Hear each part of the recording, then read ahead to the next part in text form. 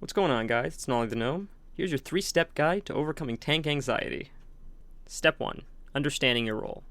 As a tank, you're the most important role in the dungeon or raid. Your competency and awareness is the only thing standing between your group and chaos. As a tank, you are the leader and you dictate the speed of the dungeon. Without you initiating pulls, it could be absolute chaos with no aggro table. Now, I understand DPS often pull. That's their own personal problem. Especially when you get to a higher level of raiding or dungeon runs, you will understand there's a level of respect that's given to both the tanks and healers, that you go at their pace because they are the ones that are generally keeping everybody alive. Step 2 is more of a meta approach to video games as a whole. World of Warcraft, like all other video games, have gamers, and gamers come with aggression, resentment, and often mental illness. This has nothing to do with the game, but often the people that games gravitate towards. It allows for escapism, and often people that are suffering or need escapism are suffering with something personal. So when you're dealing with someone that's toxic or mean to you, or they're saying that you're a terrible tank or who knows what else, understand often it's not a reflection of you.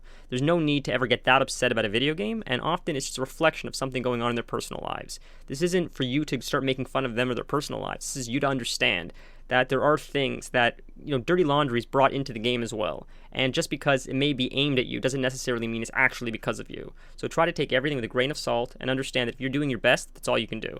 Now, step 3 is a bit of a cliche, but I guess cliches exist because they're often true. And step 3 is it gets easier with time. Like anything else, you'll get better. Your confidence will increase. And my friend, who was actually a Mythic Raider before he quit the game, said that confidence is the number one thing that separates incredible tanks from mediocre tanks.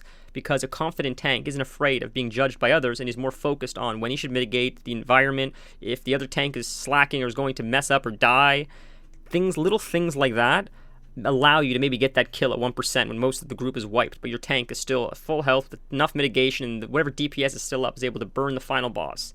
Those moments of glory is what makes this game and tanking truly amazing. Here are just some tips that I personally use when I'm trying to level a new tank or gear a new tank. When I played my Demon Hunter, for example, I didn't understand tanking on it very well, so I wanted to get a little bit of gear so it was easier, so I can mitigate a little bit of damage before I was even really doing anything. So I decided to run with my guild. They were kind enough to bring me in as DPS, and sometimes even be patient enough in some heroics with me tanking. That we would die, we would wipe, we would just laugh as I was learning, and that was fun. Another thing is you can play as DPS. If you play as DPS in LFR or heroics, you can set your item preference to tanking. That means all the gear you get, even if you're playing DPS, will be aimed at your tank spec. You can slowly start accumulating tier, trinkets, other pieces of gear that may help you learn how to tank by buffering you, by giving you more health or more armor, which helps tremendously. The last tip I can give you is don't look at your progression from dungeon by dungeon or raid by raid. Look at it week by week. How did I do this week compared to last week? How did I do the week after compared to the week before? If you feel that you're increased just a little bit in skill from week to week, it'll be easier to see that progression move in the right direction compared to dungeon by dungeon. Because if you run 100 dungeons a week, one week, 80 of those dungeons could be great. The next week, 60 could be great. Dungeons are too small of a scale to actually get a measurement for how your skill is.